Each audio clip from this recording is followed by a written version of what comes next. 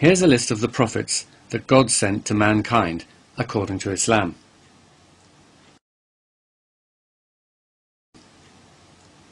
Now here's a map of where all these prophets were sent. Can you notice anything? Far be it for me to tell God how to do his job, but couldn't he have spread those prophets around a bit more? Maybe a couple to Norway or Tanzania, a few to China or Canada, or the odd one or two to Australia or India. As for when these prophets were sent, most of them were sent over 2,000 years ago. Again, I don't want to suggest that God is sleeping on the job, but we haven't had any prophets for quite a long time now, and let's face it, there are far more people around today and far more who don't believe in the true religion. Now let's have a look at the divine books that God has sent to guide mankind. Can you guess which area of the world God sent them? You got it. The Middle East. Boy, God really loves the Middle East, doesn't he? The Quran does say that there were other prophets sent. There is a hadith that says there were 124,000 prophets sent. But it seems we only know the names of those who came from the Middle East. I was told that Buddha, Ram and Krishna were originally prophets of Islam, but their true teachings were corrupted. Well, yes, if you mean by corrupted, if you mean completely obliterated and replaced with something that is the very antithesis of everything that Islam stands for, then yes, you could say that they have been corrupted.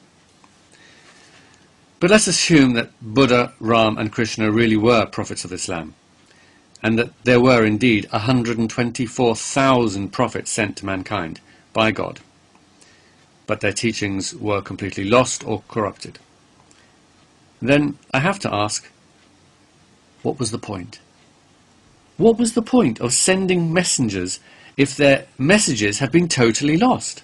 What was the point if people who received their message have neither record nor recollection of their message? According to Islam, the Old Testament and the Gospels have also been corrupted.